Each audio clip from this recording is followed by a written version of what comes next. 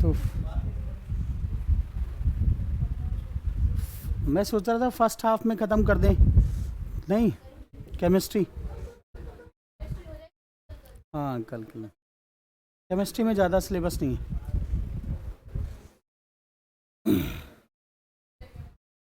Chemistry कल ख़त्म कर देते हैं, कल ख़त्म हो जाएगी केमिस्ट्री। बताइए। केमिस्ट्री में बहुत छोटे छोटे टॉपिक खत्म। केमिस्ट्री में कुछ नहीं। टाइमिंग्स बता दीजिए, क्या टाइमिंग्स है? आप बताइए, आप लोगों को देना है टेस्ट। नहीं सर, केमिस्ट्री क्लास के लिए। हाँ जी, बताइए केमिस्ट्री। देखिए, अरे सुन भी लीजिए, अपने आप खुश होते रहते हैं। सुनिए, अपने आप मत खुश होइए, ठीक है। उसको तो पेपर भी नहीं देना, वो पता नहीं सबसे ज़्यादा पंचायत कर रहा है वो। मुझे 2 साल बाद पेपर देना है। हाँ, वो सबसे ज़्यादा। बताइए, कल केमिस्ट्री ख़त्म करें या परसों ख़त्म करें? सर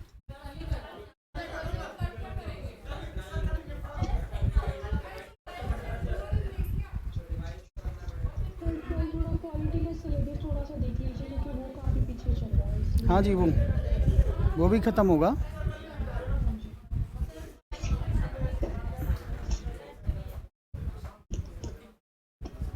चलिए,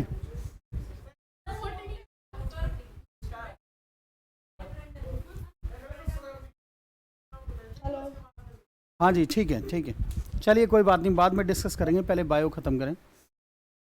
अच्छा बताइए बेटा, सबसे पहला जो अगर क्वेश्चन पूछा जाए, oldest organism on the earth, oldest organism on the earth, earth के ऊपर ओल्डेस्ट ऑर्गेनिज्म कौन था? हाँ जी, तो फाइनामाइट क्लियर। हेलो, वो कहाँ गया? ध्रुव ऑनलाइन ले रहा है? अच्छा, sir online sir. Okay okay. फाइनामाइट क्लियर। लिखिए बेटा। हाँ, oldest organism on the earth.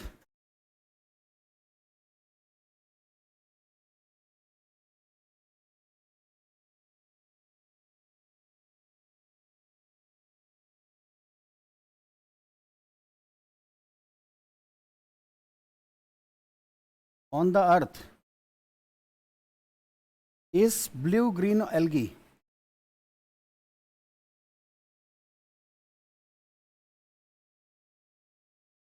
Oldest organism on the earth is blue green algae. Blue green algae. Darwin को तो जानते होंगे बेटे, डार्विन, चार्ल्स डार्विन। उसने एक, हाँ, थ्योरी ऑफ इवोल्यूशन उसने दी थी, चार्ल्स डार्विन ने। थ्योरी ऑफ इवोल्यूशन एक बुक लिखी थी, क्या नाम था उसका? Origin of species. Very good. Charles Darwin, Charles Darwin, theory of evolution.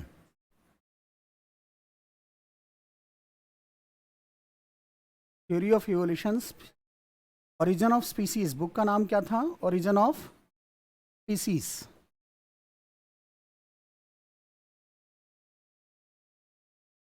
Origin of species book का नाम था, origin of species. Charles Darwin, theory of evolution, origin of species, 1859। 1859, ठीक है, 1859। ठीक, ठीक है बेटा। द ओरिजिन ऑफ स्पीसीज, इस बुक का नाम याद रखना। ये हमेशा एक स्टेटमेंट बोलते, सर्वाइवल ऑफ द फिटेस्ट। ठीक है, जो फिट है वही जिएगा, सर्वाइवल ऑफ द फिटेस्ट।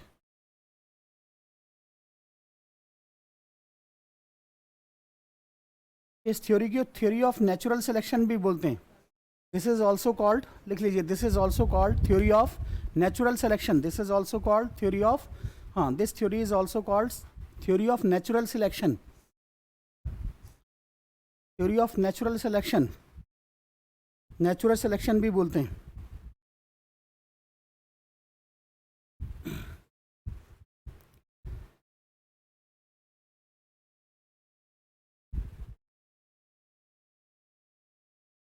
देखिए, लेमार्क, डार्विन के साथ साथ ना एक और साइंटिस्ट थे जिनका नाम था Lamarck. Lamarck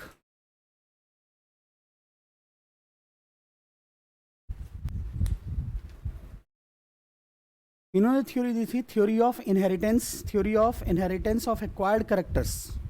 Lamarck has given theory of inheritance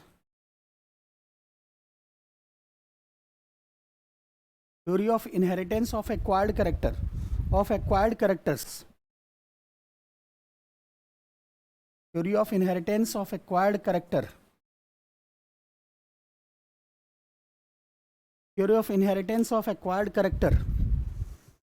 He was a French biologist. लिख लीजिए, he was a French biologist.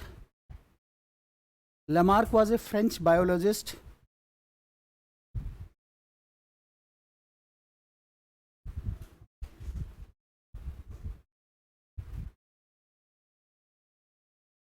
Next लिखिए theory of mutation. Theory of mutation, हाँ very good. Theory of mutation was given by, mutation का मतलब change, sudden change. Mutation means sudden change. Theory of mutation was given by Hugo de Vries.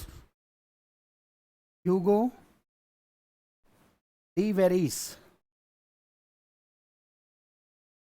Theory of mutation, mutation का मतलब होता है sudden change, sudden change. और mutation inheritable भी होता है, मतलब अगर मुझ में हो गया तो मेरी जनरेशन नेक्स्ट जनरेशन को भी ट्रांसफर होगा। Mutation of theory of mutation, according to him, according to Hugo de Vries, according to Hugo de Vries, new species are not formed. बोलते थे नई स्पीसीज नहीं बनती, not formed by continuous variation, but by the sudden appearance of variations, variations. Continuous variation नहीं होता, sudden appearance, not formed by continuous variations, but by the sudden appearance of variations, मैंने अभी बोला ना, सडन अपीयरेंस ऑफ वेरिएशन को क्या बोलते हैं, सडन चेंज को क्या बोलते हैं, म्यूटेशन। ठीक है, इसी थ्योरी को इन्होंने दिया था। ही सेड दैट, जैसे मैं बोल रहा हूँ म्यूटेशन इज हेरिटेबल। हेरिटेबल का मतलब अगर मेरे में सडन चेंज हो गया तो नेक्स्ट जनरेशन को ट्रांसफर होगा। He said that mutation is heritable and passes to the next generation, and passes to the next generation, and passes to the next generation. He said mutation is heritable, mutation is heritable, मतलब next generation को जाएगा। mutation is heritable and passes on to the next generation,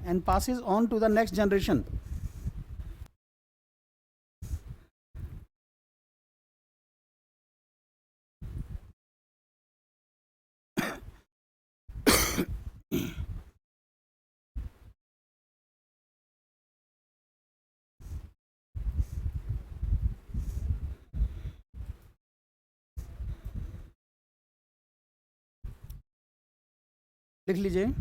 next is the latest ancestor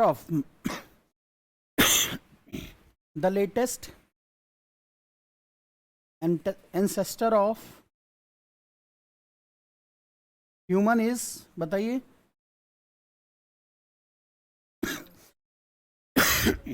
human is Cro Magnon man, is crow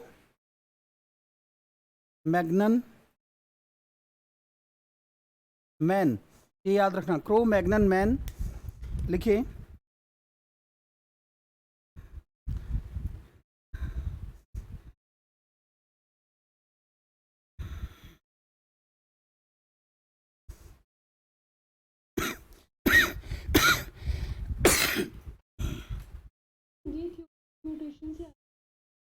हाँ, mutation से अलग topic है ये।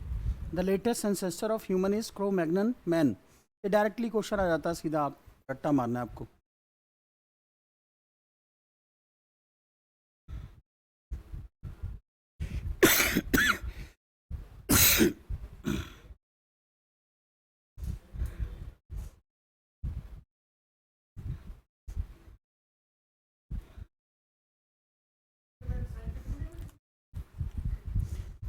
आज से 43,000 साल पहले कोई मिलता था, उसका नाम था ये।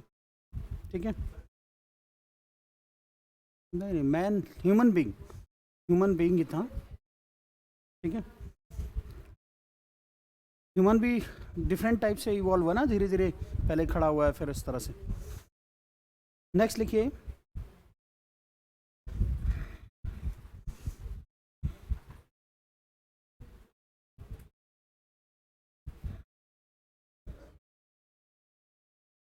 अच्छा सबसे पहले कौन सा एटम बना होगा? Nitrogen, oxygen, hydrogen. हाइड्रोजन बना था। उसके बाद क्या बना? मतलब हाइड्रोजन बना, नाइट्रोजन बना, क्या बना? सबसे पहले क्या बना था? हाँ जी, ना ना, ऑक्सीजन तो बहुत बाद में आई है। ऑक्सीजन बाद में आई, ऑक्सीजन बाद में इवॉल्व। देखिए, हाइड्रोजन ही था सबसे पहले तो, हाइड्रोजन सबसे पहले, हाइड्रोजन था। गैस में नाइट्रोजन थी। ठीक है, फिर नाइट्रोजन, फिर उस ऑक्सीजन बाद में आया है, बाद में बना है।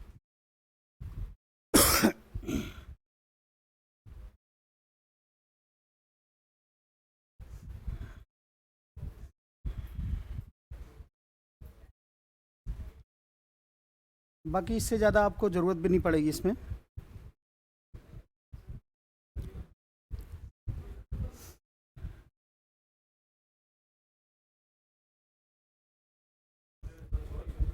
एलिमेंट, हाँ।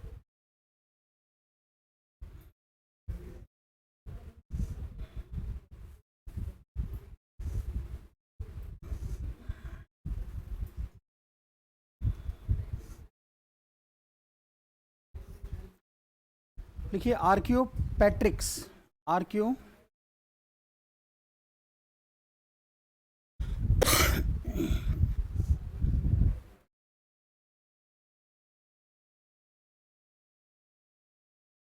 आर्कियोपेट्रिक्स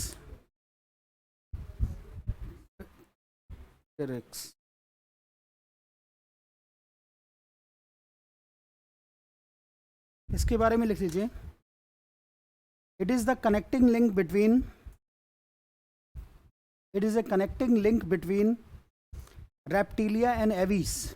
रेप्टिलिया मतलब जो धरती पे चलते थे सांप जैसे, और एवीज मतलब हवा में। ठीक है, ये कई बार एनसीईआरटी में भी मिल जाएगा, आर्कियोपेट्रिक्स, बचपन में पढ़ा हो अगर आपने। Archaeopteryx is a connecting link between Reptilia and Aves, Aves, Aves, Aves उड़ने वाले पक्षी और ज़मीन पे रहने वाले, उनके बीच में कनेक्टिंग लिंक था ये। पहले सब ज़मीन पे रहते थे, फिर धीरे धीरे उड़ना शुरू हुए, उनमें से बीच में ये आर्कियोपेट्रिक्स जो था ये कनेक्टिंग लिंक था। इसके बाद उड़ना शुरू हुए, पक्षी बने। ठीक है, तो लिखिए, it is a creature, Archaeopteryx is a, Archaeopteryx is a creature. ये क्वेश्चन ना 6th-7th एनसीईआरटी में पढ़ा होगा, बायो आयो में आपने सुना होगा शायद, आर्कियोपेट्रिक्स का। It was a creature in विच, ये पता क्या था बेटा, ज़मीन पे भी लेट के चलता था, ज़मीन पे भी चलता था और उड़ता भी था। तो ये कनेक्टिंग लिंक है। फिर उसके बाद बर्ड्स बनना शुरू हुए।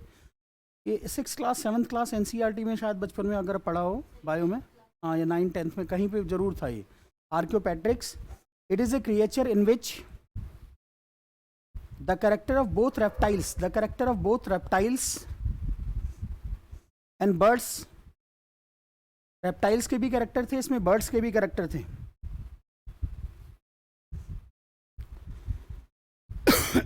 It is one of the oldest known bird.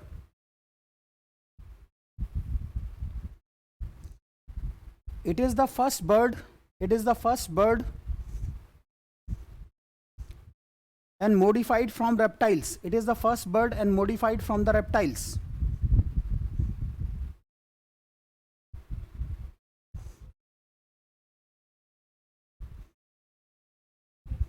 ठीक है, it is the first bird and modified from reptiles, reptile से मॉडिफाइड होके बर्ड बनी थी। नेक्स्ट हेडिंग डालिए, मैमोथ। ये हाथी की तरह होता था बेटा,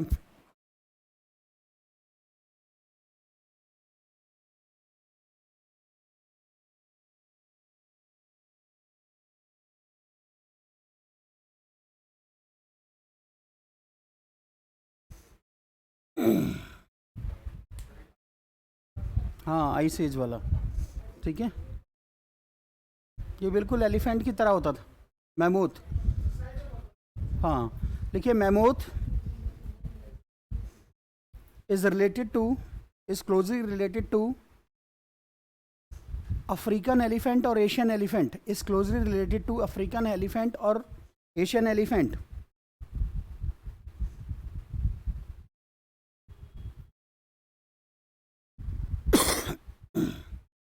डायनासोर सुना? डायनासोर्स किस टाइम पीरियड में मिलते थे? Mesozoic era. हाँ मेसोजोइक, हाँ मेसोजोइक एरा लिख लीजिए। Dinosaurs were found in Mesozoic era. Dinosaurs were found in Mesozoic era. ये रट लेना, मेसोजोइक एरा। सारे एरा याद करने की ज़रूरत नहीं है। मेसोजोइक बायोलॉजिकल एरा होते हैं, मेसोजोइक एरा याद रखिए, बस इतना ही काम हो जाएगा आपका।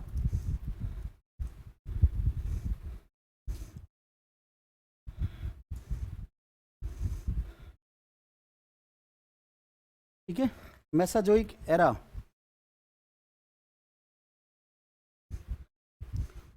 तो ये एक आपका इवोल्यूशन से रिलेटेड था। 3 थ्योरीज आपको याद ही हो गई, ठीक है। इससे ज़्यादा की ज़रूरत नहीं है और आएगा भी नहीं। अभी बहुत छोटे छोटे टॉपिक बचे हैं, जैसे स्केलेटल सिस्टम है, नर्वस सिस्टम है। ज़्यादा चीज़ें नहीं आती उसमें, जो आता है बस वो डायरेक्ट आपको थोड़ा थोड़ा याद कर लेना है और ख़त्म कर देना है। जो आने वाला पोर्शन था वो हम कर चुके हैं। नेक्स्ट हेडिंग डालिए, skeletal system, skeletal and muscle system. Skeletal, skeletal and muscle system, skeletal and muscle system।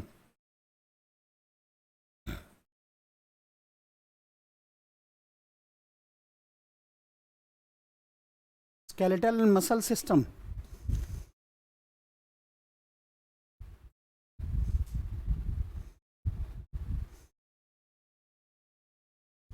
देखिए लिगामेंट क्या होता है इसमें, लिखिए लिगामेंट। लिगामेंट तो जानते हैं ना, एक हड्डी दूसरी हड्डी से जहाँ जुड़ती है, ठीक है, जहाँ, हाँ। सो लिखिए ligament are the fibrous and dense connective tissues. Fibrous and dense connective tissues. जैसे ये हड्डी है, यहाँ पे जुड़ी है, लिगामेंट जहाँ पे भी जुड़ा होगा, जॉइंट होते हैं वहाँ लिगामेंट होते हैं। So fibrous and dense connective tissues that connect bones to other bones।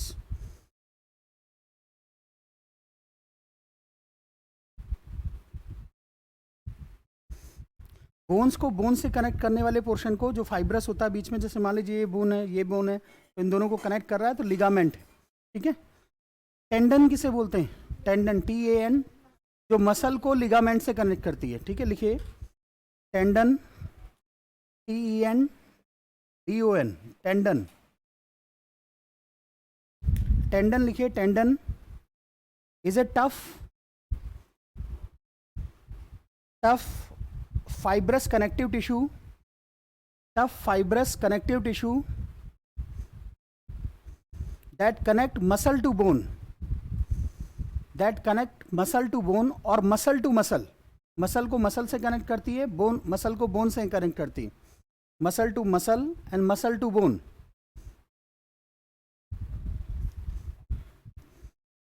Cartilage क्या होती है? Cartilage,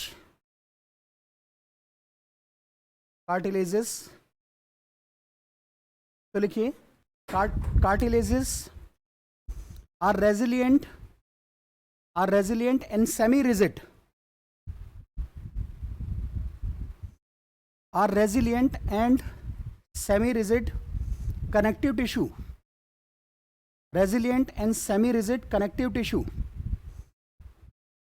found on the skeleton in areas of flexibility, in areas of flexibility, cartilage in the areas of flexibility, in the areas of flexibility and smooth surface in the on the skeleton in areas of flexibility and smooth surface। देखिए cartilage दिखाता हूं मैं आपको।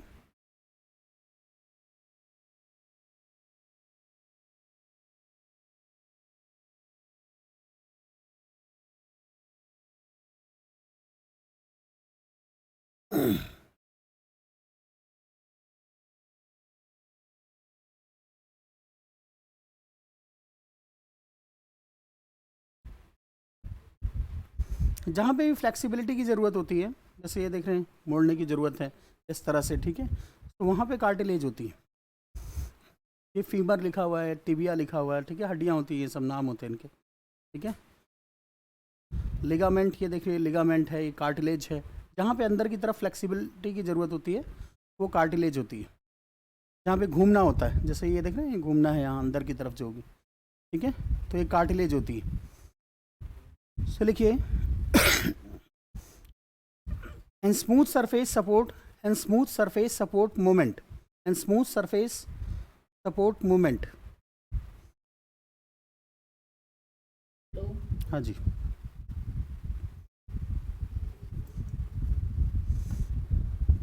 सो cartilage याद रखना, cartilage ये अंदर जो दिख रहा है ना आपको, ये कार्टिलेज होता है, ये बाहर लिगामेंट होता है।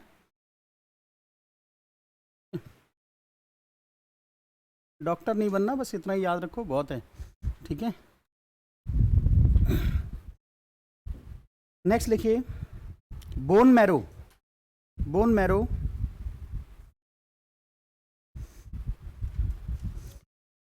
बोन मैरो बेटा, बोन मैरो सुना ना आपने कई बार? हाँ,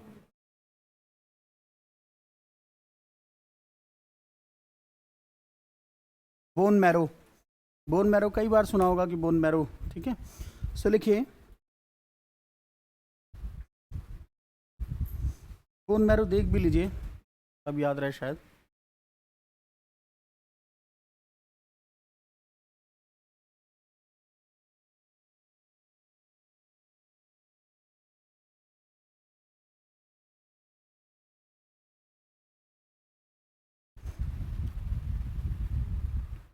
ये बोन एनाटॉमी है, बोन के अंदर, अंदर का पार्ट है, ठीक है। येलो येलो देख रहे हैं ऐसे, सब येलो मैरो, अंदर बोन के अंदर भी होता है, मतलब बोन मैरो बोलते हैं। बोन के अंदर जाते जाइए, फिर अंदर में जो इंटीग्रल पार्ट होता है वो बोन मैरो होता है।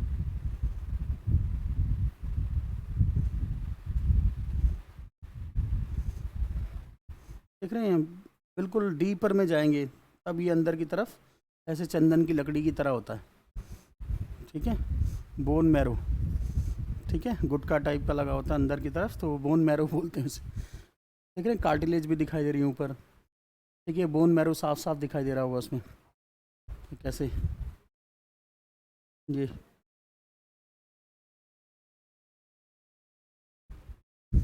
सो लिखिए bone marrow, it is a unique, bone marrow is a unique semi solid tissue, unique semi solid tissue that fills the interior, that fills the interior of most of the bones,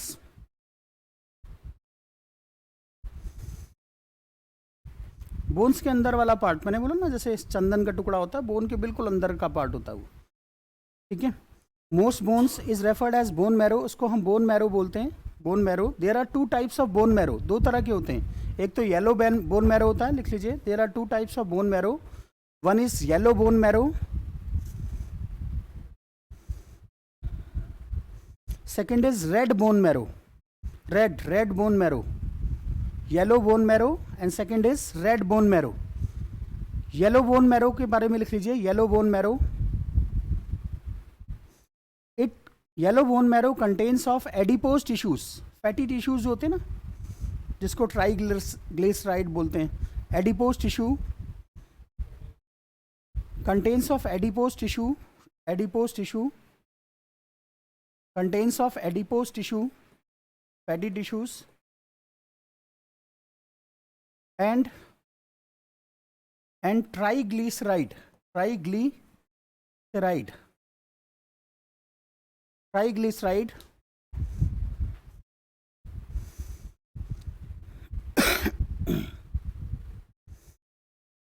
ठीक है। Red bone marrow सुनिए, red bone marrow के बारे में लिख लीजिए, here the production of blood sales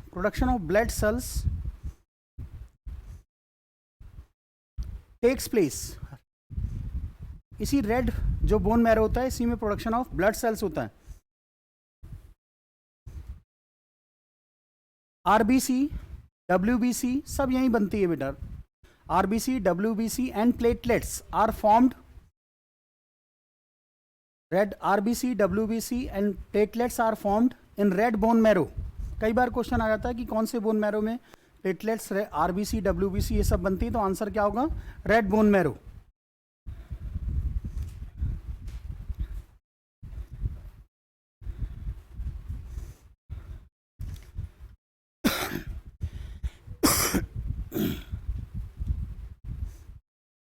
लिखिए skeleton, types of skeleton, sorry लिखिए स्केल्टन, हेडिंग डालिए skeleton, SKE skeleton, skeleton, heading डालिए skeleton. Skeleton have been divided into two parts. One is exoskeleton,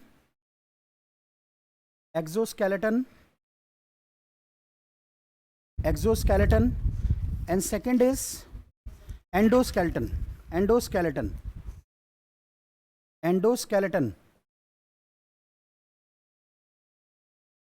exoskeleton किसका बना होता है? काइटिन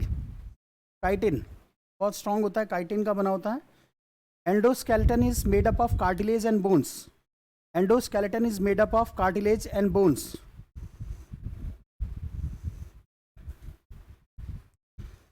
ठीक है,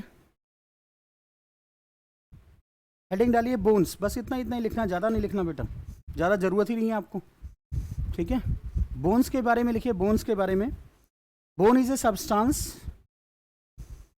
substance, BONE, bone is a substance that forms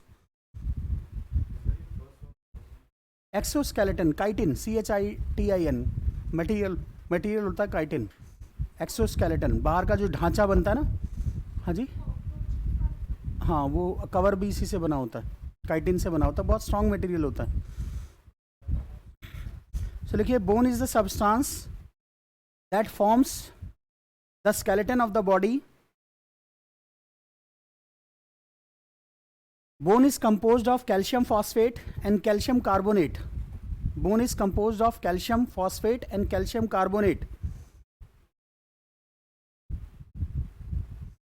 Bones में bone is composed of calcium phosphate and calcium carbonate. Bone is composed of calcium phosphate and calcium carbonate. Bones क्या करती हैं? कैल्शियम को स्टोर करती हैं, calcium carbonate. सो लिखिए bones store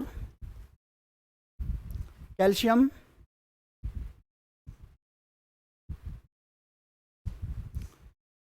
ठीक है।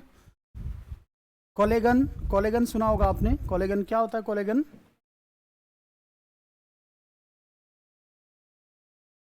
देखिए, collagen is a matrix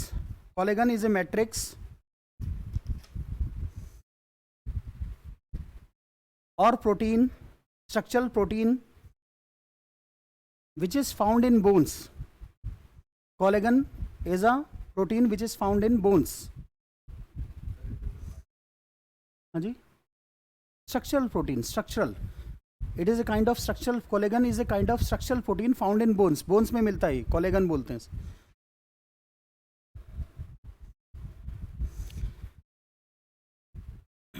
school, बेटा ये जो स्कल होता है हमारा, ये स्कल जो बोलते हैं ना, ये स्कल खोपड़ी जो होती है, जिसको तांत्रिक लोग जिसमें भट्ट स्वाहा करते हैं, वही स्कल।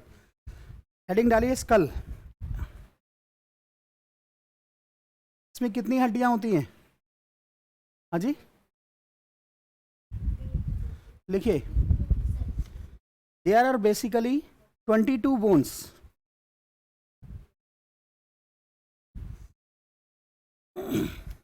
बोन्स होती हैं। 8 तो होती है क्रेनियम में, ये खोपड़ी में, 8 होती हैं क्रेनियम में, 14 होती हैं फेशियल पे, तो इसमें 22 बोन्स होती हैं। 8 क्रेनियम में, क्रेनियम मतलब जो खोपड़ी है हमारी, और 14 फेशियल बोन्स होती हैं, फेशियल बोन्स। तो 22 बोन्स होती हैं टोटल मिला के स्कल में।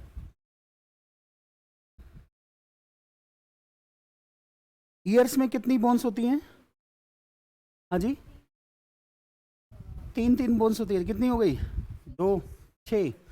तो लिखिए ईयर्स 3 बोन होती हैं, 3 इसमें होती हैं, 3 इसमें होती हैं, 2 कान होते हैं, 6 बोन हो गई।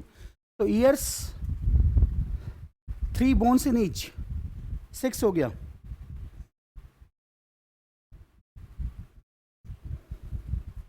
ठीक है।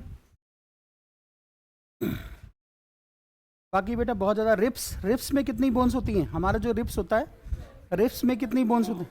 हाँ जी, वेरी गुड। रिप्स में लिखिए, रिप्स में 12 पेयर, 12 पेयर होते हैं बेटा, टोटल हो गई 24। रिप्स में 24 बोन्स होती हैं, 12 पेयर्स होते हैं।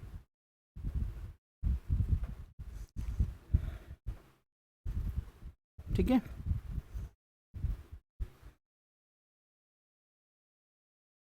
स्टर्नम ये भी लिख लीजिए, इससे भी क्वेश्चन आ जाते हैं। Sternum,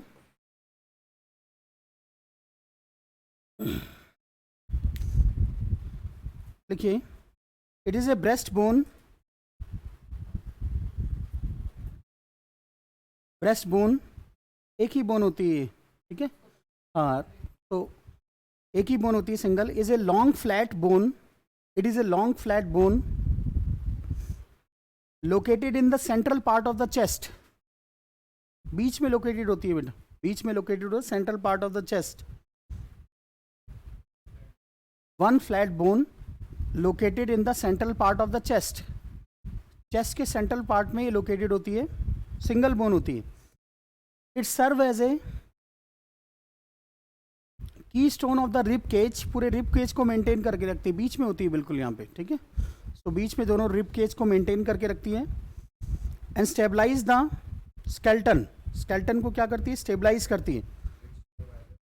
it serve as a की स्टोन, की स्टोन क्रूशियल लिख लो बेटा, keystone of the rib cage, of the rib cage and stabilises the skeleton.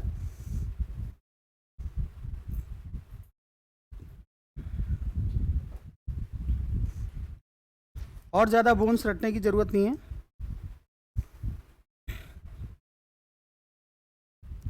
Arthritis, next heading डालिए अर्थराइटिस। ये सुना होगा आपने, जनरली बेटा बीमार हो जाते हैं लोग, अर्थराइटिस का दर्द होता है लोगों को। अर्थराइटिस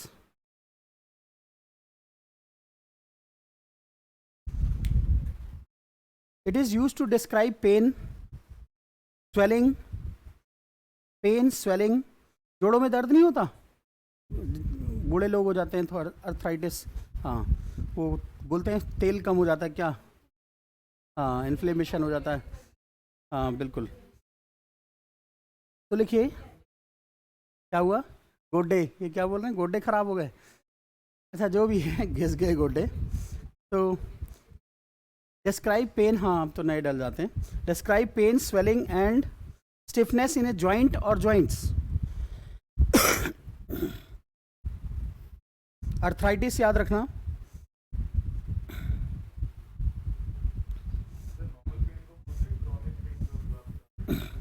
दर्द हो जाता है बेटा, अर्थराइटिस का दर्द, दर्द हड्डियों में दर्द होता है, जॉइंट में, जोड़ों में दर्द होता है, अकड़न जिसे बोलते हैं, हाँ बहुत दर्द होता है। नेक्स्ट लिखिए, बुढ़ापे में होता है जनरली, वैसे तो जवानों को भी होने लग गया अब तो। नेक्स्ट लिखिए, बस बस। अच्छा, ब्रेन में कितना पानी होता है, कितने परसेंटेज वाटर होता है हमारे ब्रेन में? 90%। अच्छा लिखिए, ब्रेन में 73% वाटर होता है।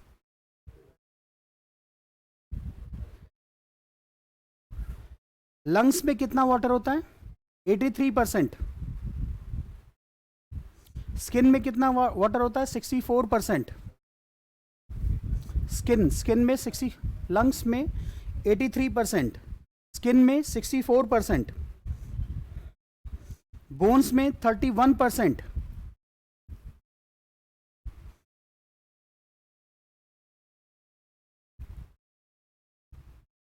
अच्छा, मेल अडल्ट और फीमेल अडल्ट दोनों में वाटर की जो रिक्वायरमेंट होती है कितनी होती है पर डे, कितना वाटर चाहिए मिनिमम? देखिए, an adult mail needs an adult mail needs an adult mail needs about 3 liters water per day. Male needs 3 liter, about 3 liter water per day, while adult female needs about 2.2 liter water per day. While 2.2 liter water per day. How much? 2.2 liters. हाँ, 2.2 liters per day.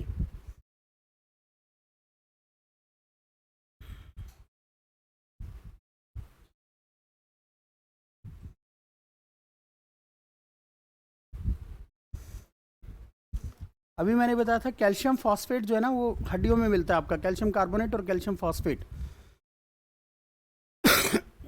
Next लिखिए,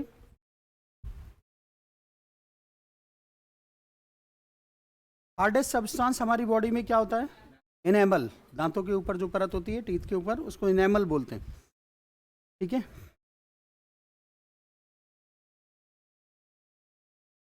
enamel बोला जाता है।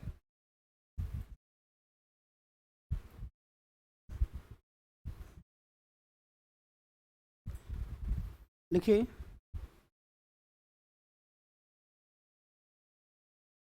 Adult human body में कितनी हड्डियां होती हैं? तो सबको पता होगा 206। कई बार मूवीज में सुना होगा 200 की 6 की हड्डियां तोड़ देंगे, नहीं तो हाँ बिल्कुल। तो लिखिए, the number of bones in adult human body is 206 होती हैं। अच्छा, बच्चे में ज़्यादा होती हैं, कितनी होती हैं? बच्चे में कितनी होती हैं? छोटा बच्चा जो होता है उसमें कितनी? 300 लिख लीजिए। The body of a child has about 300 bones at birth. और जब बड़ा होता जाता है तो हड्डियाँ कम हो जाती हैं, जुड़ जाती होंगी।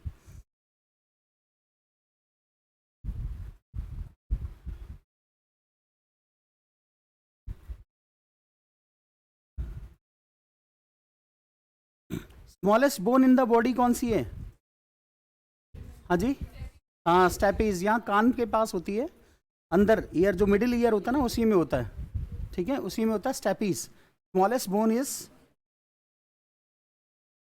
Bone is steppes.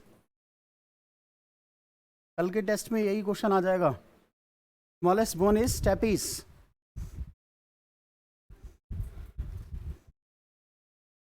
कहाँ पे मिलती? ईयर में मिलती है, मिडिल ईयर में। ठीक है, फाउंड इन मिडिल ईयर लिख लेना, फाउंड इन मिडिल ईयर में मिलती है,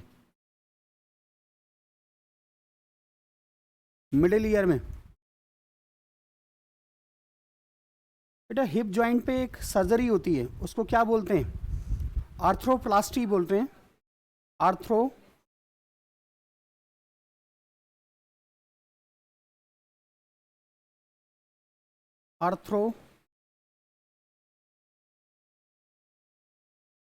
लिख लीजिए, arthroplasty is a hip joint replacement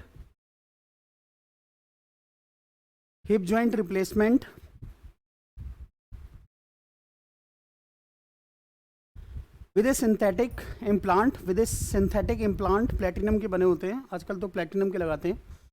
with a synthetic implant to repair the damaged part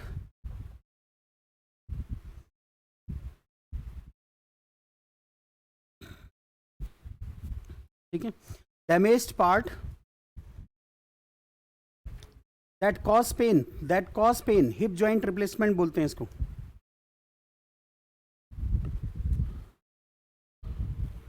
प्लैक्स, देखिए प्लैक्स दांतों में, ठीक है, प्लैक्स जम जाते हैं। लिखिए प्लैक्स, फूड पार्टिकल्स। प्लैक्स क्या होते हैं? प्लैक्स food particle plus saliva plus mouth acid plus bacteria, 4 चीज़ें मिलकर बनती हैं। Food particles, food particles plus saliva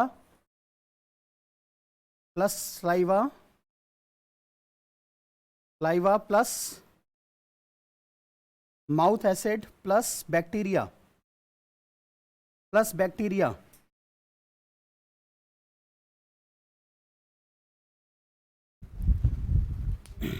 ठीक है। स्ट्रॉन्गेस्ट मसल कौन सी होती है हमारी बॉडी में? स्ट्रॉन्गेस्ट मसल जॉज, हाँ जॉज नहीं, कार्टिलेज थोड़ी होती है muscle. The strongest muscle in human body is jaws, JAWS, jaws. Hair में कौन सा प्रोटीन होता है? रोज टीवी पे आता है बेटा, keratin, very good. Alpha keratin, ठीक है। स्किन में कौन सा होता है?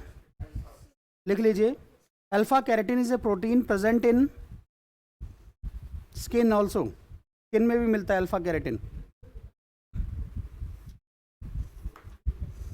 तो ये आपका स्केलेटल सिस्टम था, इससे ज़्यादा याद करने की ज़रूरत नहीं, बुक में भी पढ़ने की ज़रूरत नहीं है, इतने से काम हो जाएगा आपका।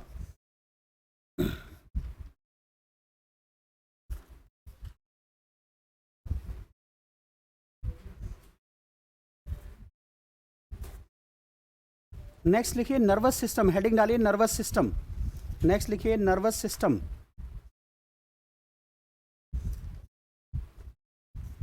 नर्वस सिस्टम,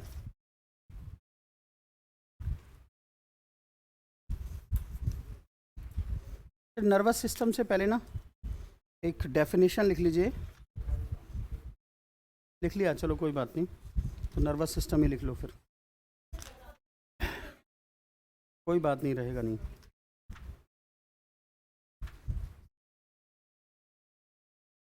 हाँ जी,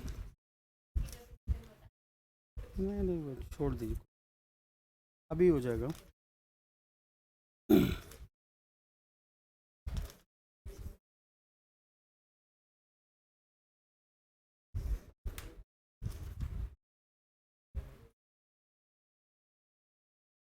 नर्वस सिस्टम करिए, फिर एक्सक्रिएटरी सिस्टम, आज ये सारे सिस्टम खत्म हो जाएंगे। ठीक है, बता देंगे बेटा, कोई बात नहीं, अभी बता देंगे। नर्वस सिस्टम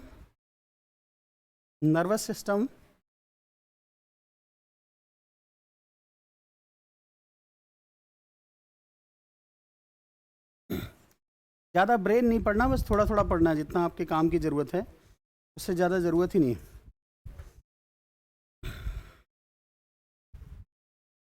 लिखिए न्यूरॉन्स को नर्व सेल भी बोलते हैं। न्यूरॉन्स और नर्व सेल एक ही बात है। Neurons and nerve cell it carries electrical impulses.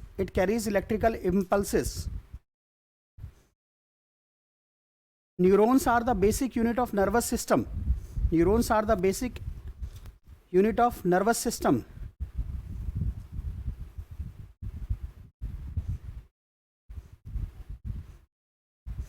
Nerve cell are the longest cell of the body. पहले भी बताया था मैंने ये, nerve cell is the longest cell of the body.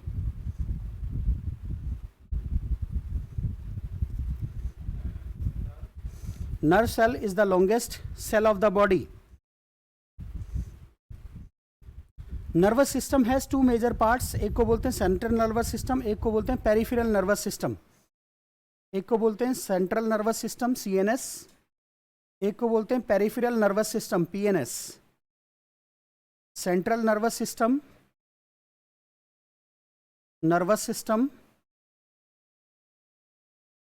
और एक को बोलते हैं पेरिफेरल नर्वस सिस्टम। तो दो तरह के नर्वस सिस्टम है। सेंट्रल नर्वस सिस्टम के बारे में लिखिए, क्योंकि ज़्यादा इंपॉर्टेंट यही है। हाँ, किसका? Central nervous system consist of brain and spinal cord. Central nervous system consist of brain, दो चीज़ें होती हैं इसमें, ब्रेन एंड स्पाइनल कोड।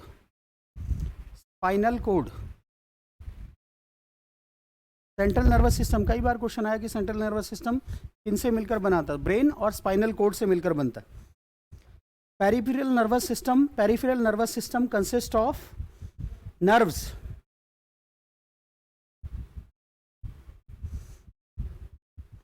ठीक है, बाकी इससे ज़्यादा कुछ नहीं पढ़ना, वैसे और डीप में भी होता है तो उतना आपको ज़रूरत नहीं पड़ेगी। हाइपोथैलेमस, ये जो चुटिया जहाँ पे होती है ना, पहले भी बताया था मैंने, जहाँ पे हमारी चुटिया होती है वहाँ पे क्या होता है, हाइपोथैलेमस, इसको सीट ऑफ द ब्रेन बोलते हैं। इसी के नीचे क्या होता है, इसी हाइपोथैलेमस के नीचे पिट्यूटरी ग्लैंड होती है। तो hypothalamus, hypothalamus is known as seat of the brain, seat of the brain, सिंहासन है ये। Below this hypothalamus there is a pituitary gland. Pituitary gland क्या होती है, मास्टर ग्लैंड, ठीक है, लिख लीजिए। Below this hypothalamus there is a pituitary gland which is known as master gland. Bio आ गई आप लोगों को,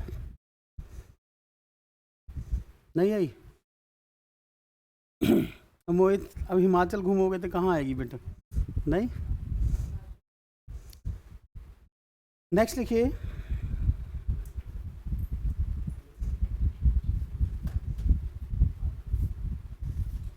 brain is the most complex, brain is the most complex organ in the human body.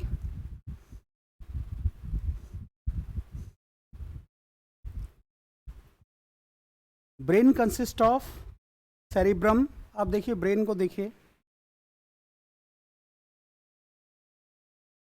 Cerebrum, cerebellum, हाँ, medulla oblongata,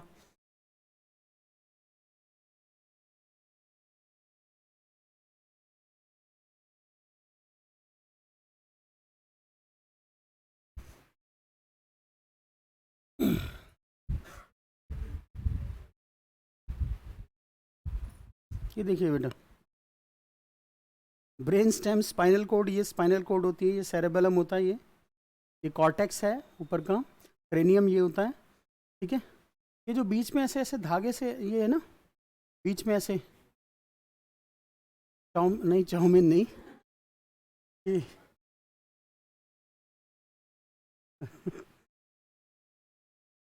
ये जो बीच में ऐसे ऐसे नहीं है, ये सब, ये ऐसे,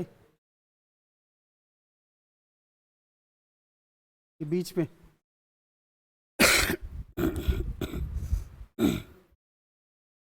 बोलते हैं बेटा, ये गड्ढे जितने गहरे होते हैं ना, उतना ही ज़्यादा टाइम तक आदमी को याद रहता है, ठीक है। अब ऐसा मत करना कुल्हाड़ी लेकर गड्ढे ही कर लो, पहले पहले गड्ढे ही करूँगा फिर उसके बाद पढ़ाई करूँगा। ये योगा से ठीक हो जाता है, योगा से ठीक हो जाता है। अगर मान लो याद नहीं रहता तो योगा वोगा करो तो ठीक हो जाता है, ठीक है। मेमोरी शार्प हो जाती है, काफ़ी टाइम तक याद रहता है, लॉन्ग टर्म तक याद रहता है, तो लाइफ लॉन्ग याद हो जाता है। हाँ जी, क्या करें, सारे योगा करो बेटा, शीर्षासन करो, सब कुछ करो, सारे योगा करो तो ठीक हो जाता है ऐसे। क्रेनियम ये बाहर का कवर होता है, ठीक है, बाहर का कवर, कॉर्टेक्स ये कवर, इसको कॉर्टेक्स बोलते हैं, सेरिबेलम हो गया, ये सब वैसे इतना ज़्यादा डीप में याद नहीं करना आपको, लेकिन फिर भी थोड़ा थोड़ा बस देख लो कैसा होता है ब्रेन। ऐसा लगता है जैसे अखरोट टाइप का हो, नहीं, सब इलेक्ट्रिकल सिग्नल्स होते हैं इसमें, ये खोपड़ी,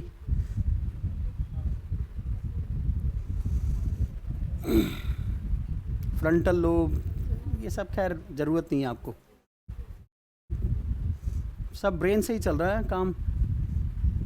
स्पाइनल कोड देख लेना, ये मेडुला ऑब्लेंगेटा बोलते हैं इसको, ये मिड ब्रेन होता है, ठीक है। हाइपोथैलेमस, हाइपोथैलेमस, सो लिखिए, बस याद रखना, cerebrum, brain consist of cerebrum and cerebellum, cerebrum, brain consist of cerebrum, cerebellum, ठीक है, ठीक है। Brain stem, brain stem, BRAIN, brain stem and medulla oblongata, brain stem and medulla oblongata, longata, medulla oblongata, ये 4 चीजें होती हैं इसमें। देखिए cerebrum is the largest part of the brain. Cerebrum, cerebrum जो पहले लिखवाया था, cerebrum is the largest part of the brain. Cerebrum is the largest part of the brain.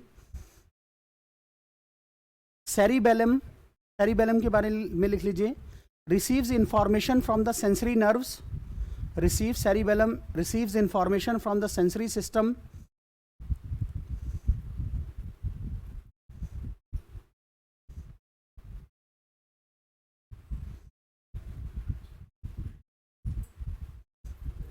ठीक है। हाँ जी, बस इतना ही याद रखना, इससे ज़्यादा की ज़रूरत नहीं है आपको। नेक्स्ट लिखिए रिफ्लेक्स एक्शन। रिफ्लेक्स एक्शन क्या होता है? रिफ्लेक्स एक्शन बेटा, cerebrum, cerebrum is the largest part of the brain. Cerebellum receives information from the sensory system. Sensory system.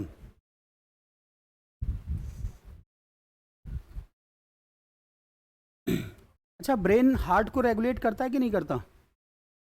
हाँ जी, नहीं करता है।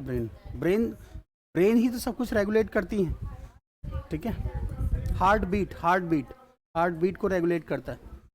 सो लिखिए, ब्रेन के बारे में लिखिए, brain is responsible for thinking, सोचने के लिए। अभी लिखवा देता हूं, पहले ये लिख लो, brain is responsible for thinking. Brain is responsible for thinking first. Second लिख लीजिए, regulating the heart beat, balancing the body,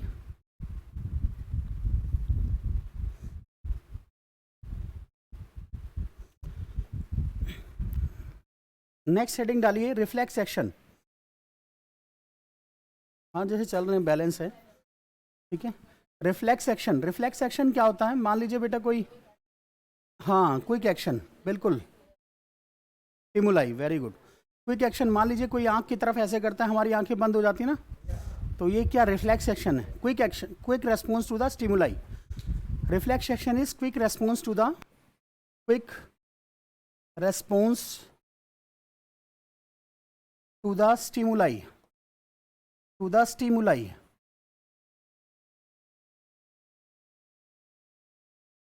तो रिफ्लेक्स एक्शन बोलते हैं, लिखिए, reflex action is always immediate, involuntarily, हम सोचते नहीं है, इच्छा नहीं होती, इनवॉलेंटरी एंड सडन। मान लीजिए आपकी आंख की तरफ कोई उंगली लेकर आएगा तो आप सोचेंगे थोड़ी, एकदम बंद हो जाती हूँ, ठीक है। तो इसमें ज़्यादा थिंकिंग की जरूरत नहीं पड़ती। Reflex action without much thinking process.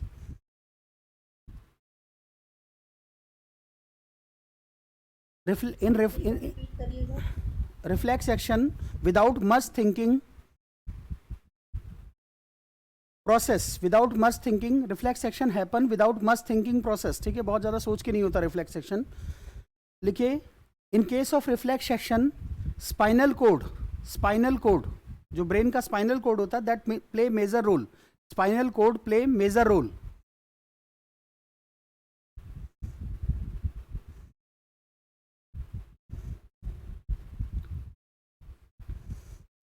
ठीक है। नेक्स्ट लिखिए, हाउ मैनी पेयर्स ऑफ, लिख लीजिए, क्वेश्चन लिख लीजिए, how many pairs of nerve arise from the spinal cord. कितने पेयर? लिखिए, 31 pairs of nerves arise from the spinal cord.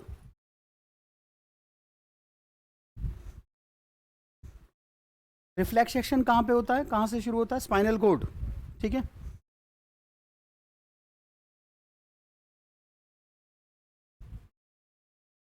Thirty one pairs, 62 nerves. Memory कहाँ होती है हमारी? सेरेब्रम लिख लीजिए, memory is found in cerebrum.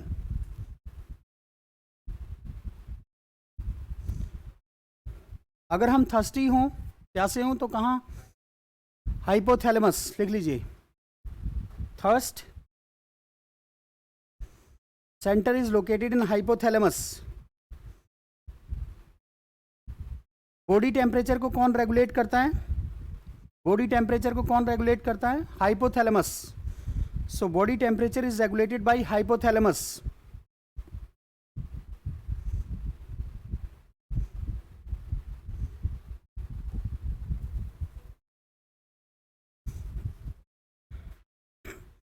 Vomiting, vomiting को कौन रेगुलेट करता है? लिखिए, वोमिटिंग इज मेडुला ओब्लोंगेटा, लिख लीजिए। Vomiting is regulated by medulla oblongata.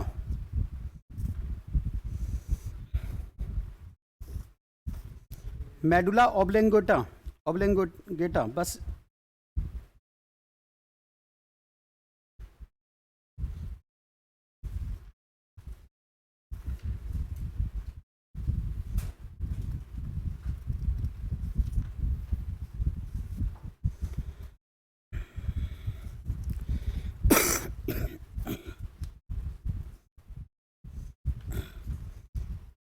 Next system लिखिए, ब्रेन सिस्टम था आपका, ठीक है, नर्वस सिस्टम। इससे ज़्यादा की ज़रूरत नहीं पड़ेगी आपको।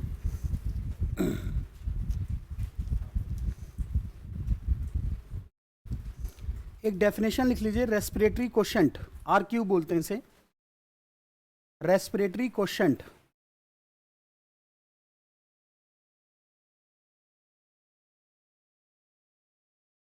RQ,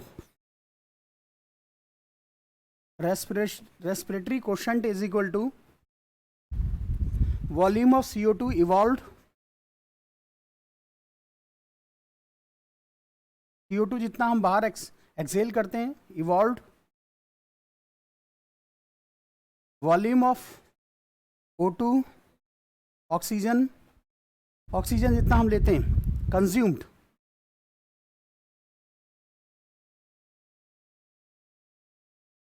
ठीक है।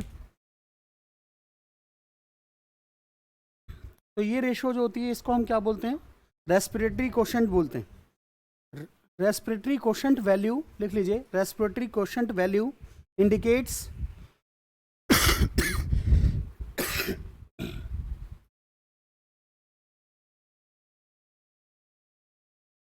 respiratory quotient value indicates which macronutrient are being metabolized. For example, RQ fat के लिए, रेस्पिरेटरी क्वेश्चन फॉर फैट के लिए होता 0.7 वैल्यू आएगी, फैट के लिए 0.7 वैल्यू। प्रोटीन के लिए, अगर प्रोटीन को मेटाबोलाइज करना होगा तो 0.8 आएगी। RQ for protein is 0.8। RQ for लिख लीजिए carbohydrate is 1। RQ for carbohydrate is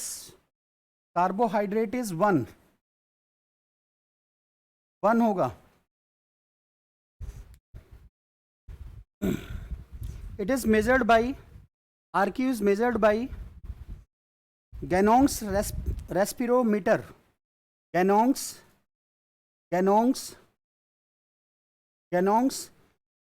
respirometer.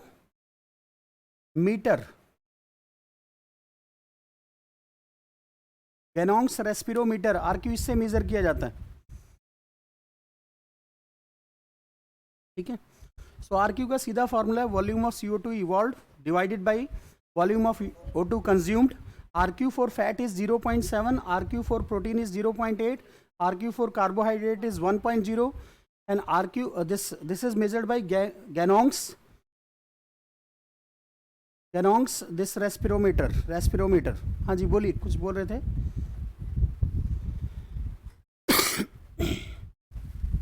हाँ जी बोलिए, ऑनलाइन कोई कुछ बोल रहा था। हाँ, फैट के लिए 0.7 है, प्रोटीन के लिए 0.8 है, ठीक है। नेक्स्ट हेडिंग डालिए, excretory system. Excretory system, excretory system,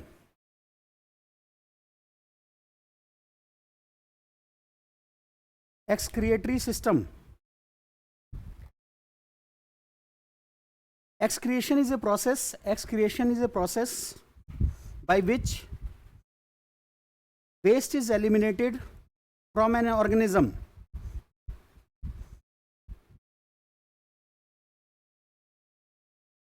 By which waste is eliminated from an organism.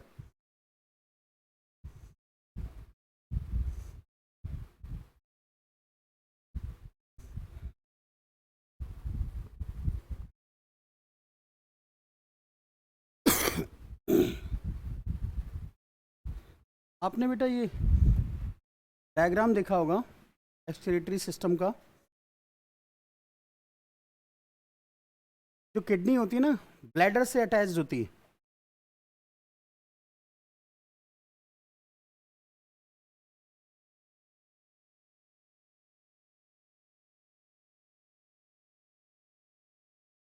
ये देखिए, ये डायग्राम कई बार देखा होगा. ये ब्लैडर होता है, ये पाइप है यूरेटर. किडनी जो होती है ना, यूरेटर से अटैच, यूरेटर से फिर ब्लैडर से अटैच होती है. ठीक है, रीनल वीन है, मैंने बोला रीनल जहाँ वर्ड आ जाए किडनी याद रखना. ठीक है, तो इस तरह से अटैच होती है. लिखिए, the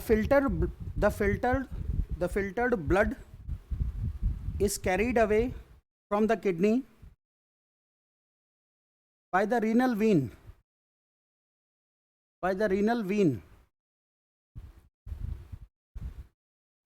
By the renal vein.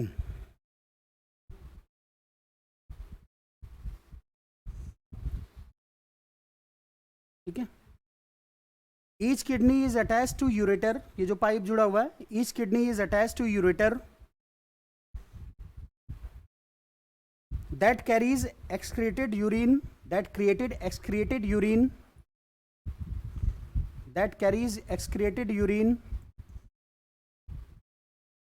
to the urinary bladder.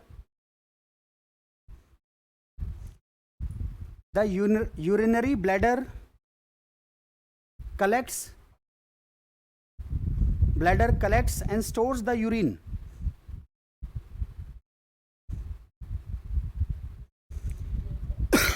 Collects and stores the urine.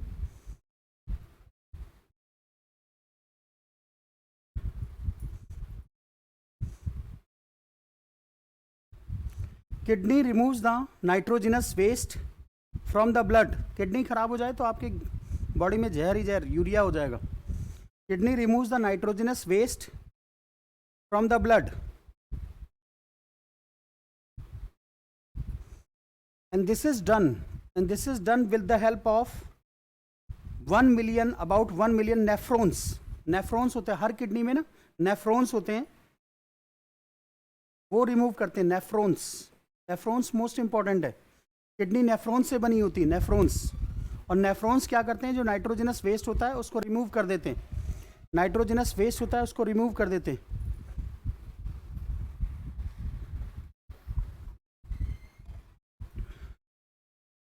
Nephrons are the structural, nephrons के बारे में लिखिए. Nephrons are the structural and functional unit of kidney. Nephrons are the structural and functional unit of kidney. Most important part nephron ही होता है.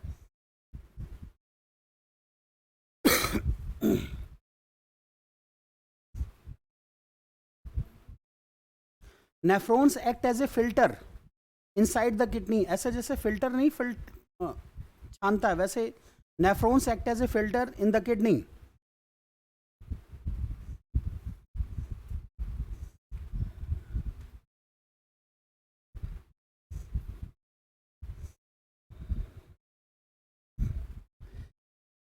बेटा kidney में ना स्टोन हो जाता है, सुना है कई बार ये क्वेश्चन है, पथरी जिसे बोलते हैं.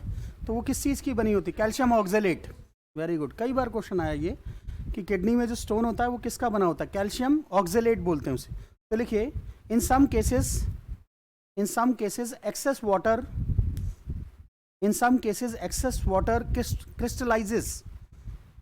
water crystallizes as kidney stones. Kidney stone की तरह क्रिस्टलाइज हो जाता है. Kidney stones, that is called calcium oxalate. उसको क्या बोलते हैं? कैल्शियम ऑक्जेलेट बोलते हैं। कैल्शियम ऑक्जेलेट, कैल्शियम ऑक्जेलेट, ये कई बार आता है पेपर में, कैल्शियम ऑक्जेलेट। हाँ जी, हाँ कैल्शियम ऑक्जेलेट बेटा, जरूरत नहीं, कैल्शियम ऑक्जेलेट ही पूछते हैं, क्वेश्चन कई बार आया हुआ है, ये देखो पेपर में ही आया हुआ है। कैल्शियम ऑक्जेलेट क्या है? इतना मुश्किल बेटा वो बायो में पूछते हैं, यहाँ थोड़ी, ये तो SCS है, आत्महत्या कर लेंगे बच्चे। ऑक्जेलेट का फॉर्मूला लिखिए, urea is formed, next point लिखिए, urea is formed in liver, liver में बनता है urea, but it is separated from the blood in the kidney, but it is separated in the blood in the kidney, separated from the blood in the kidney.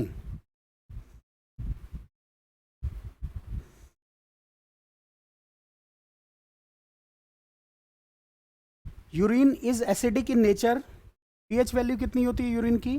6.0। Urine is acidic in nature, pH is 6.0।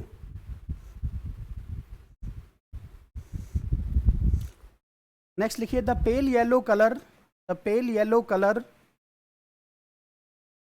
Colour of urine, the pale yellow colour of urine is due to presence of urochrome, is due to presence of urochrome, urochrome, urochrome।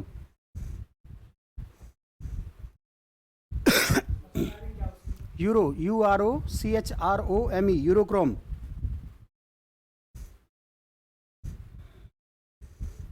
ठीक है,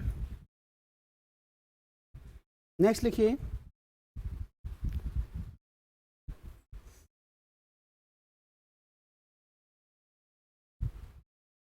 for detoxification of, next point, detoxification of alcohol, detoxification of alcohol, liver is responsible, बोल दो liver खराब हो गया इसका, detoxification of alcohol, liver is responsible।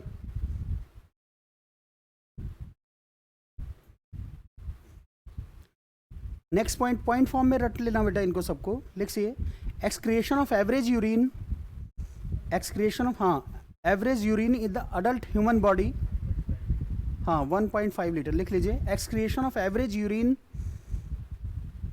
In the adult human body. तो सब याद हो गया बेटा, पेपर चेंज करना पड़ेगा।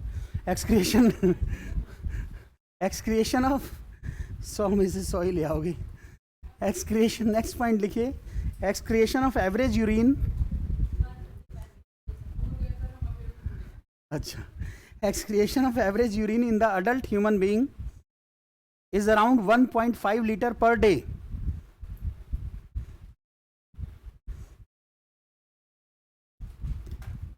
पेपर को चेंज करना ही पड़ेगा,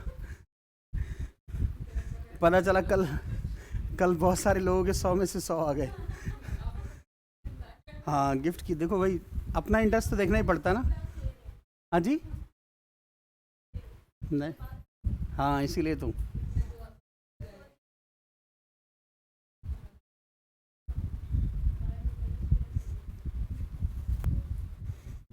डायलिसिस तो सुना ही हुआ है, डायलिसिस किससे रिलेटेड होता है? किसका किडनी का, हाँ किडनी फेलियर हो जाता है, लिख लीजिए, dialysis is related to kidney. The average blood flow, next point लिखिए, average blood flow through kidney per minute, per minute में किडनी से कितना पानी, हाँ 1200 cc। वेरी गुड बेटा, बस अब तुमने सिद्ध कर दिया कि पेपर चेंज करना है, ठीक है। द एवरेज ब्लड फ्लो, हाँ लिख लो, the average blood flow through kidney per minute is 1200 cc, 1200 cc centimetre cube. हाँ, the average blood flow through kidney per minute is 1200 cc, 1200 cc, 1200 centimetre cube, मतलब कितना हो गया 1200। 1 centimetre cube is equal to कितने millilitre होता है? 1 millilitre. अरे नलायक, ठीक है 1 मिलीलीटर मैंने खुद ही बोल दिया, 1 centimetre cube is equal to 1 millilitre होता है। तो लिखिए, तो 1200 सेंटीमीटर क्यूब मतलब 1200 मिलीलीटर पर मिनट, वो हाँ जी 1200 millilitre, 1 centimetre cube is equal to होता है 1 मिलीलीटर, ठीक है। तो 1000 centimetre cube is equal to कितना हो गया, 1000 millilitre is equal to 1 litre, इसको याद रखना, ठीक है।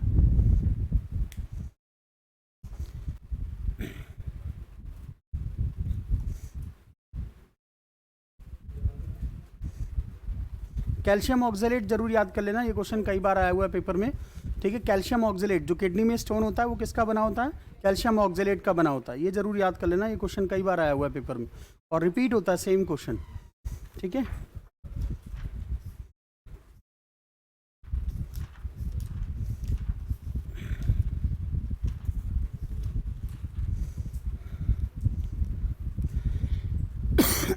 नेक्स्ट हेडिंग डालिए रिप्रोडक्शन, नेक्स्ट हेडिंग डालिए रिप्रोडक्शन, बस खत्म हो गया बायो। नेक्स्ट हेडिंग डालिए reproduction, reproduction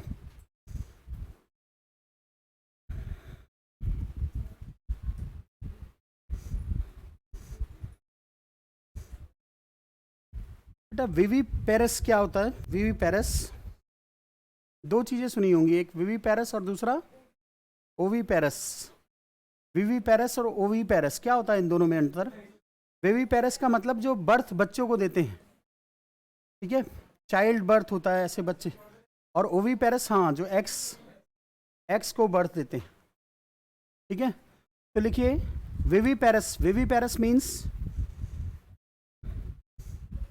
they give birth to child, oviparous means give birth to eggs. Human beings are viviparous,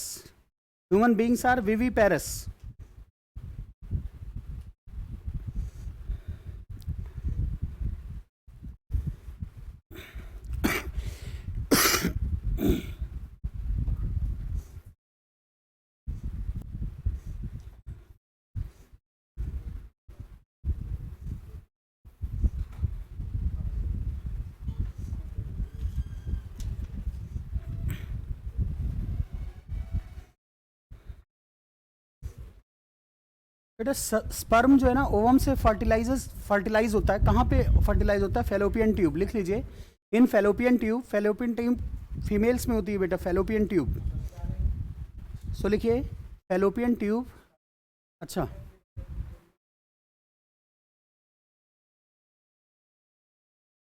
fallopian tube लिखिए, normally it is also called oviduct, इसको oviduct भी बोलते हैं, it is also called oviduct, it is also called oviduct. It is the site where sperm fertilize with the ovum, ovum.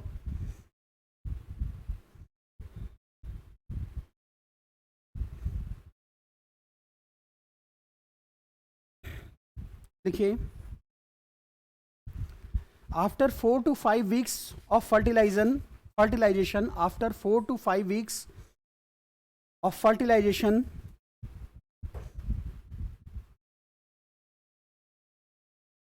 heart starts beating, heart beats, उस time पे जो heart beats होती हैं, heart beats between 105 to 121 times, 105 to 121 times per minute, 105 से लेकर 121 times पर minute, बच्चा जो होता है ना, सो 105 से लेकर 121 टाइम्स पर मिनट, एक मिनट में। वैसे नॉर्मली कितना होता है 72, ठीक है।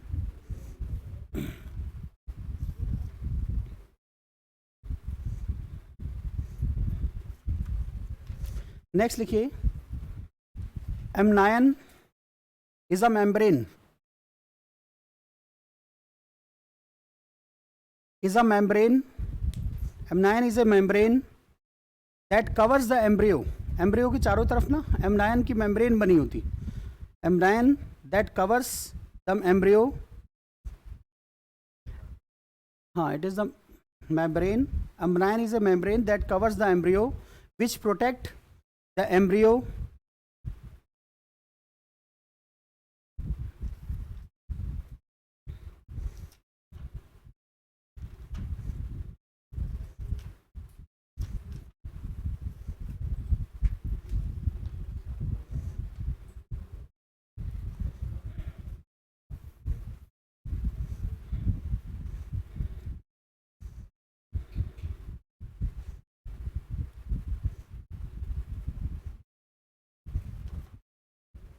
नेक्स्ट लिखिए प्लांट रिप्रोडक्शन, नेक्स्ट हेडिंग डालिए plant reproduction.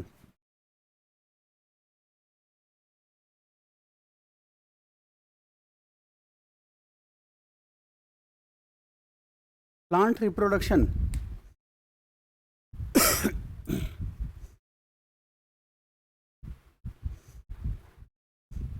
Plant reproduction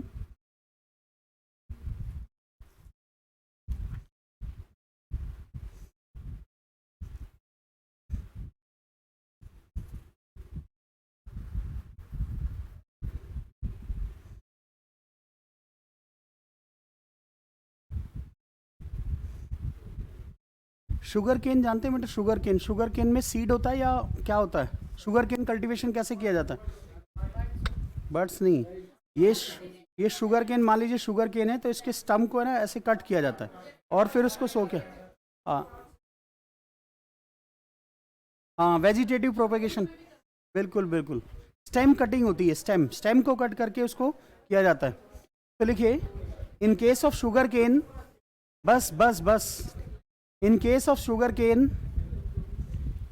stem cutting is done, stem cutting is done, stem cutting is done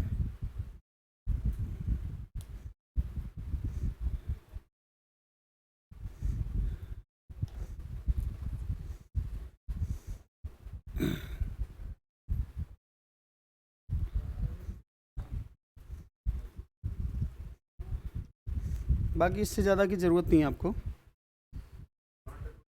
अच्छा, सीड्स जो हर साल चेंज होते रहते हैं, हाइब्रिड सीड बोलते हैं उनको, लिख लीजिए hybrid seed is change every year, hybrid seeds is change every year, हर साल चेंज होते रहते हैं।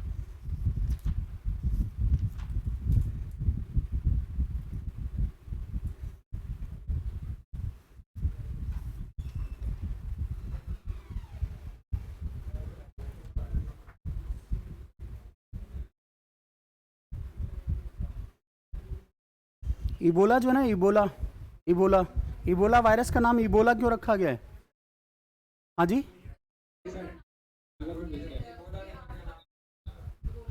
हाँ लिख लीजिए, इबोला वायरस लिखिए,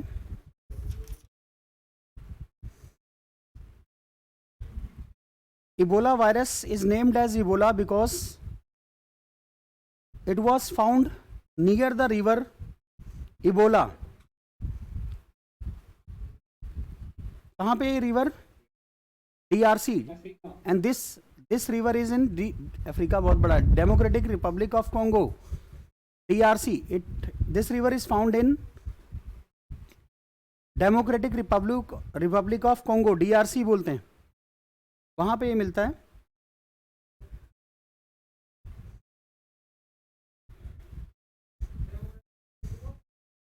निपाह वायरस, हेडिंग डालिए Nipah virus, NIPH, Nipah virus, निकाह नहीं, Nipah, Nipah virus, Nipah virus लिखिए, it is a viral infection, it is a viral infection, this was first identified in Malaysia in 1998 in a village Nipah, Nipah village था, in a village Nipah, 8 in village Nipah, 98 in village Nipah. इसमें symptoms लिख लीजिए Nipah virus में, fever, severe fever, cough, headache, shortness of breath, breath जो होती है बहुत छोटी हो जाती है, shortness of breath, headache, fever, cough, shortness of breath, confusion, even coma भी हो जाता है, अगर ज़्यादा हो गया तो कोमा में चला जाएगा बंदा. It is a type of RNA virus. Nipah virus is a type of RNA virus.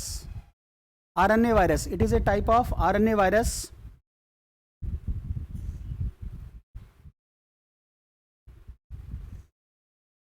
There is no vaccine. There is no vaccine or specific treatment till date.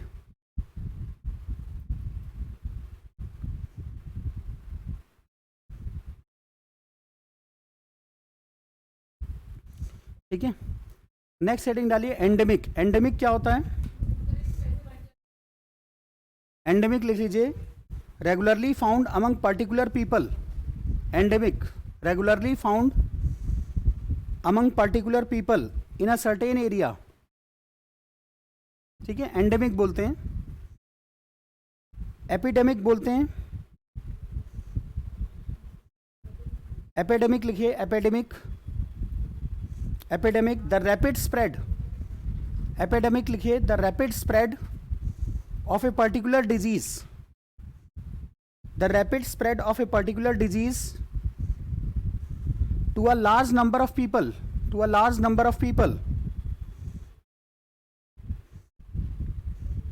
In a given population. Within a short period of time.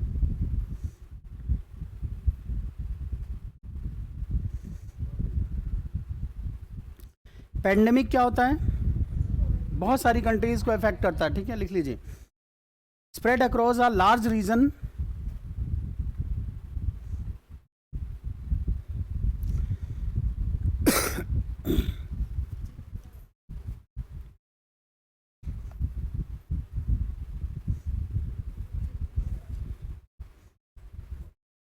Hydrophobia क्या होता है? Hydrophobia, पानी से डर लगता है. हाँ बिल्कुल सही. रेबीज लिख लीजिए, hydrophobia means fear of water, पानी से डर लगता है. हाइड्रोफोबिया,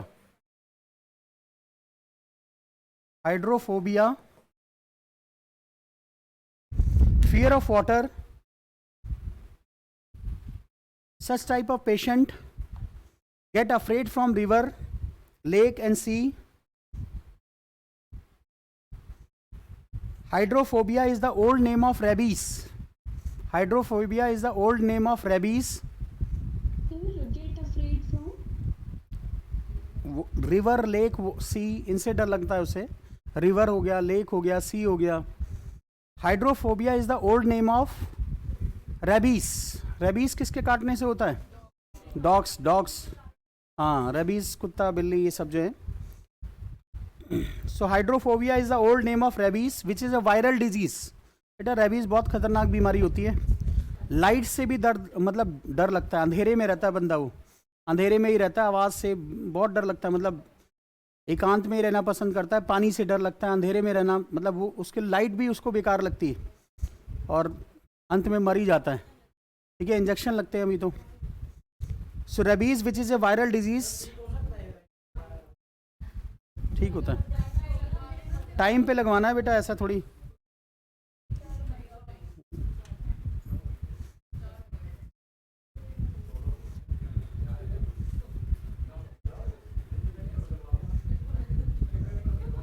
पोलियो वैक्सीन लिख लीजिए. Polio vaccine was discovered by Jonas Salk. Polio vaccine was discovered by Jonas Salk. किसने डिस्कवर किया था polio vaccine? Polio is a virus, पता है ना? ठीक.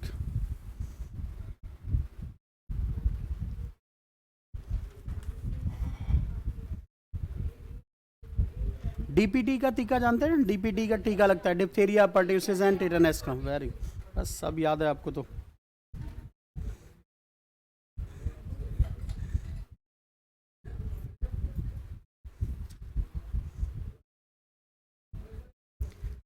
रानीखेत डिजीज क्या होती है? रानीखेत डिजीज सुनी तो है, Ranikhet.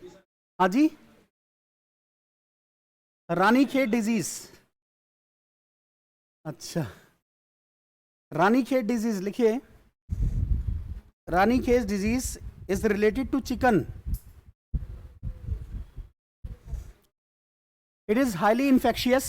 It is highly infectious, and it is caused by virus.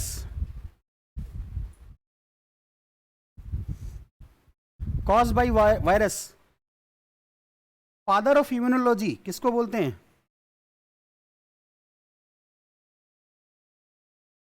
बताइए। Father of immunology, Edward Jenner. Edward Jenner. Edward Jenner, who discovered the smallpox vaccine, invented the smallpox vaccine. हाँ, smallpox. Edward Jenner.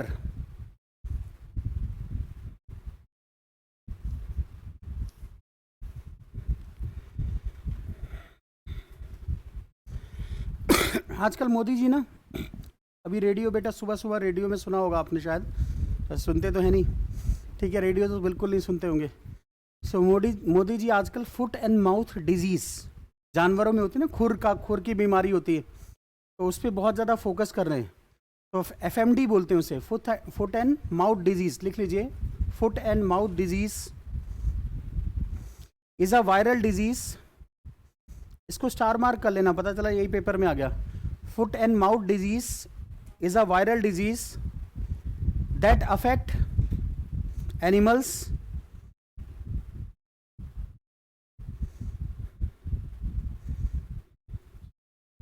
like cattle, sheep, goat, buffalo, सब में मिलता है ये सब।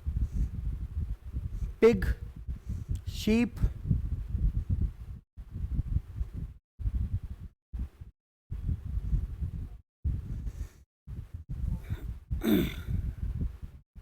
Bird flu किसकी वजह से होता है बेटा? कौन सा वायरस होता है? H5N1। ठीक है, लिख लीजिए, bird flu is due to H5N1।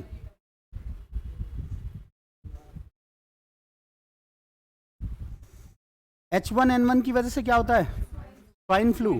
H1N1 की वजह से लिख लीजिए H5N1 बर्ड फ्लू। बस बेटा पेपर चेंज करना है। H5N1 H1N1 सारा ही रट मारा तुमने। अच्छी बात है, इसकी वजह से बर्ड फ्लू होता है और इसकी वजह से स्वाइन फ्लू होता है। स्वाइन फ्लू सारी घटना चक्र घोट के पी गए हो। अच्छी बात है बेटा। हाँ, नहीं जिनके, तुम तो इंतजार बस यही कर रहे हो, है ही नहीं। अच्छा, मंगला 4 ब्रदर्स हैं बेटा। मंगला ब्रदर्स किसी दुकान पे तो पूछ लेते, मंगला पे ही जा रहे हो आप। बंसल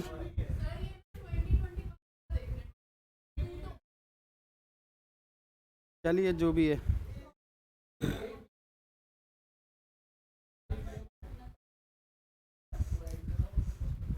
ले लीजिए बेटा, उसको पढ़िए। नेक्स्ट हेडिंग डालिए ब्यूटिलिज्म। अभी न्यूज में था ये ब्यूटिलिज्म। बता सकते हैं क्यों न्यूज में था? कहाँ पे? आंध्र प्रदेश में सांभर लेक में नालायक। हाँ, लिख लीजिए ब्यूटिलिज्म। ये बेटा अभी न्यूज में चल रहा है, ब्यूटिलिज्म बीमारी। Botulism poisoning is a rare. Botulism BOTULISM, botulism birds में बीमारी होती है, ठीक है। सांभर लेक में हुआ था शुरू में ब्यूटिलिज्म, फूड पॉइजनिंग टाइप की होती है। तो botulism poisoning is a rare but serious, caused by a toxin that attack the body nerves, that attack the body nerves and causes difficulty in breathing,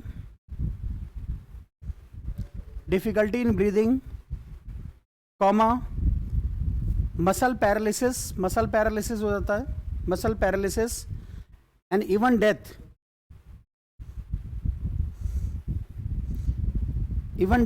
This toxin is produced by the bacteria का नाम है clostridium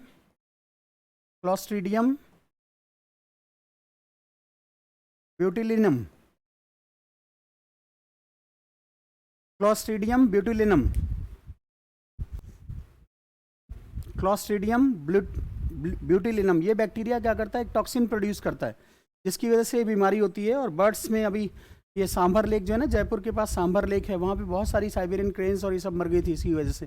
ठीक है, अभी आंध्र प्रदेश में भी एक case हुआ है, तो इसके आने के चांसेस भी बहुत ज़्यादा हैं ब्यूटिलिज्म के। तो लिखिए, the bacteria these bacteria can spread, ये bacteria these bacteria can spread by food,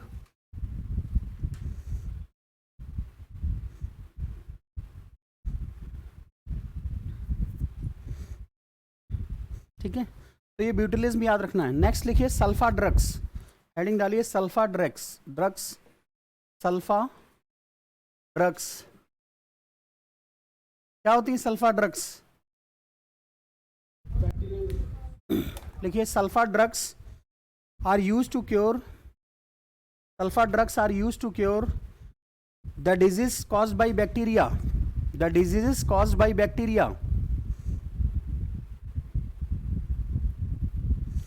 Prontocil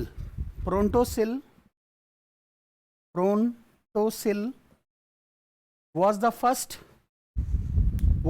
sulfa drug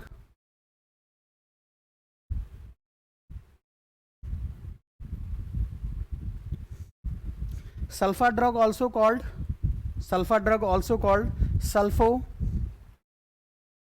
sulfonamide,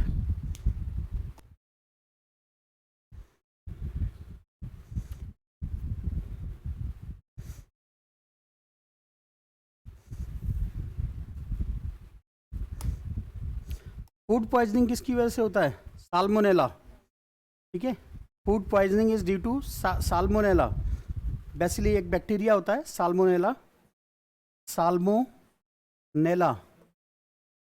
bacilli बोलते हैं इसे, बेसिली। तो एक बैक्टीरिया होता है साल्मोनेला, इसकी वजह से फूड पॉइजनिंग होता है, साल्मोनेला।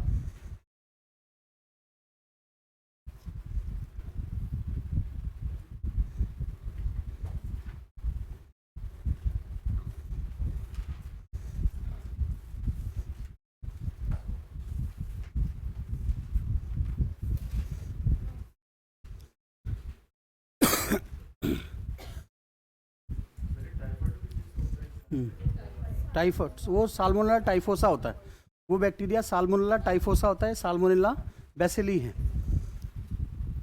बीसीजी वैक्सीन क्या होती है बेटा? बीसीजी, और किसको टीबी के लिए दी जाती है? लिख लीजिए, BCG vaccine is given for TB patient. BCG, B capital B C G, लिखिए the vaccine of BCG should, TB को प्रिवेंट करने के लिए भी दिया जाता है, बच्चे जब बर्थ होते हैं ना तो उस टाइम पे भी दिया जाता है बीसीजी का इंजेक्शन, टीका लगता है नहीं, हाँ। BCG, the vaccine of BCG should be given after the birth of a baby, to prevent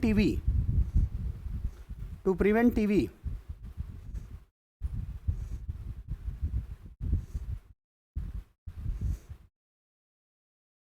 lockjaw किसे बोलते हैं? लॉकजा टिटनेस को बोलते हैं। बस बेटा सब रट लिया तुम लोगों ने।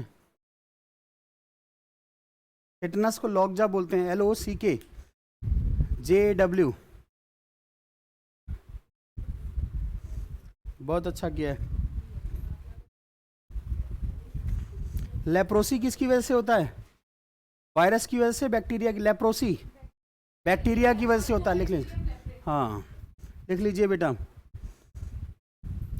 Leprosy is caused by bacteria. Leprosy is caused by bacteria.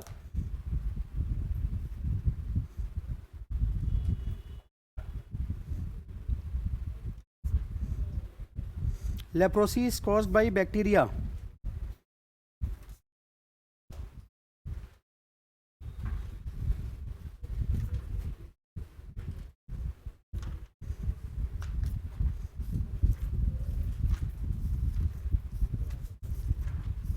ठीक है जी, बायो ख़त्म हो गया। अभी केमिस्ट्री स्टार्ट करेंगे 15 मिनट के बाद, ठीक है? 15-20 मिनट के बाद ख़त्म बायो। अरे कुछ नहीं, अरे टाइम तो 9 बजे तक का था ना।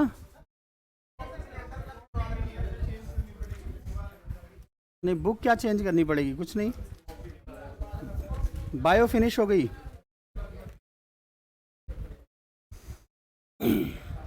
आपका होमवर्क है कि पूरी घटना चक्र बायो कंप्लीट कर देनी है, ठीक है? पूरी घटना चक्र बायो रट डालनी है एकदम, ठीक है? कल की तैयारी करोगे? हाँ जी।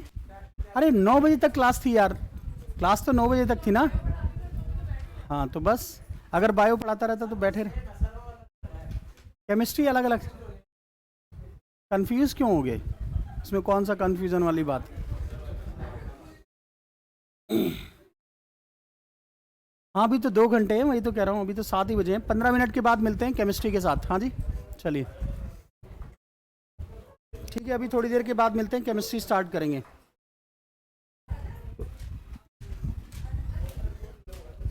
क्या भाग क्यों गए सारे?